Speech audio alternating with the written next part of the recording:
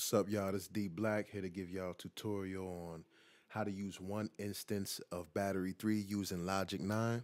Again, I'm not a Logic expert. Been using it for about 2 months, but I just learned a couple things. Especially this one thing right here is going to take a lot of CPU usage off of your computer.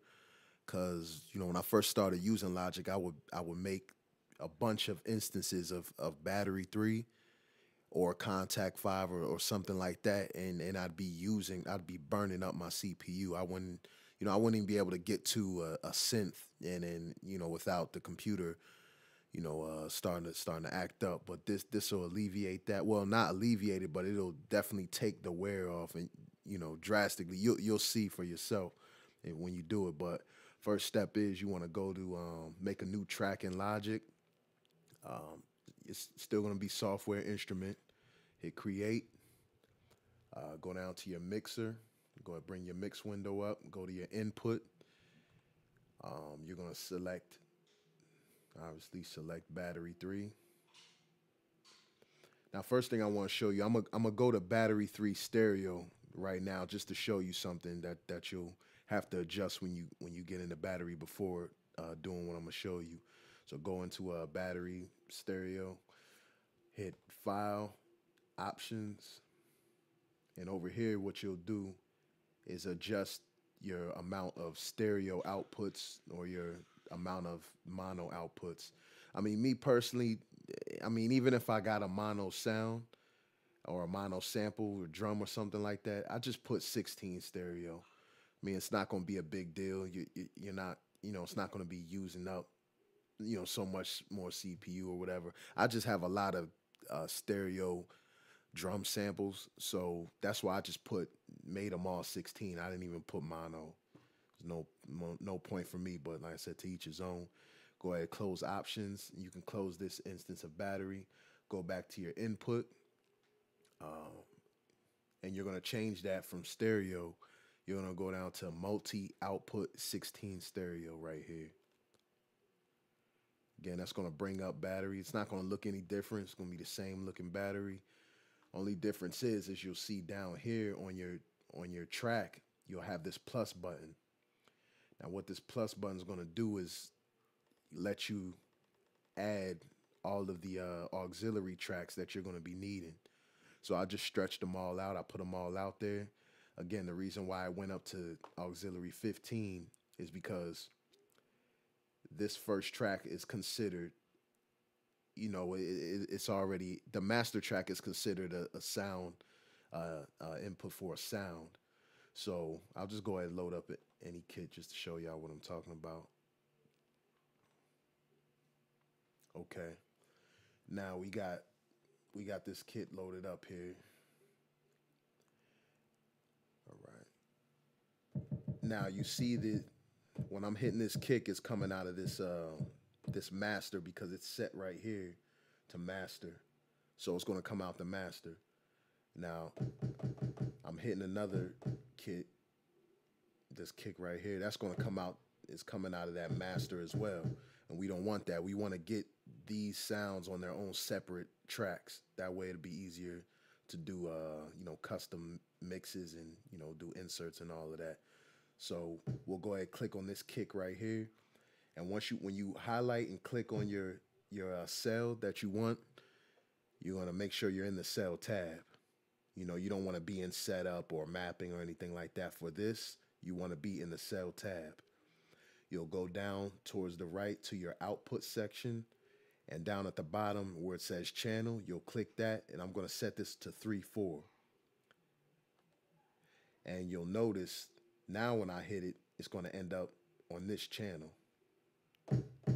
There it go.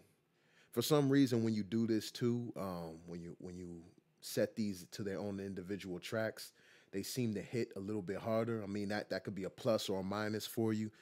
Whatever genre of music you're doing. Usually for hip hop, you want your drums to hit as hard as you could possibly get them without clipping like this one did or distorting. But I just turned it down, so now it's not clipping anymore. I have complete control over that kick by itself. And then I got this kick on here doing, I can do whatever I want to do with that. Let's just pick a snare. All right, we got a snare right here. So we'll click that snare. Again, make sure we in cell. Go to your right, your output section. Now I assigned that one kick to 3/4, so of course this is going to go to 5 and 6. And as you'll see, you're going to see this pop up, that snare pop up in its own channel right there, 5, 6. So I got the kick right. I got the first kick, second kick, and the snare right there. They all separated. They on their own track. So, you know, not that I would add any delay to this, you know, to this snare if I was actually making a beat, but I could do that. You know, whatever. Take that off there. So again, that gives me complete control over that. I'll just add something else. Let's see what else we got here. All right, this little click sound here. Again, go to that, hit the sound, make sure you click that cell, go into your tabs, make sure, again, you're in the cell tab. It's pretty simple. Now I'm going to go down to 7/8 for this one. And you see, it's on its own channel. Again, I got complete control over, you know, all my sounds I want there. So again, I can put a reverb, the EQ, whatever I want on any one of these channels, and they're not going to end up on all of the sounds. And like I said, this is good, you know, for people that like using a lot of samples in battery. You can separate them all like this, and you're only using one instance of battery. So this is definitely going to, your CPU is going to love you for that. All right, go ahead, click this out. Now say you're only using these sounds. You only want to, you decided, hey, these are the only ones I want to use out of battery. And you got all these other these channels, all these extra channels right here, all these extra ones. You can get rid of these so they're not going to be in your way while you're mixing. Because I know that annoys me. I don't know y'all. Maybe y'all like a bunch of tracks up that you're not going to use, you know, to each his own. But to me, I don't like all that in a way. Whatever I'm not using, I like to lose it. So this minus button right here, or your subtract button right here, that's going to subtract all these excess auxiliary tracks you got right here. I'll just keep up the ones that I loaded up for y'all. So again, you'll only see these. You only have those ones up. So now, if you want to add another, you know, virtual instrument or anything like that, you can, and you'll have more mix space all up in here. You know, it'll just be a lot better for you, a lot easier for your workflow and everything like that. But again, if y'all got any questions, any comments, concerns, anything, hit me up, subscribe. I'll subscribe back. I mean, like I said, I'm not a Logic expert.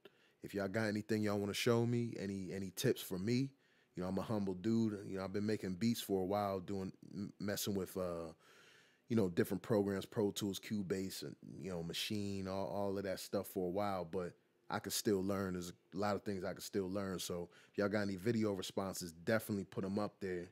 Cause I'm on YouTube most of the time trying to learn new things myself. So yeah, hit me up, man. Subscribe. I'll subscribe back. Yeah, just let me know if you got any questions or anything. Just hit me up.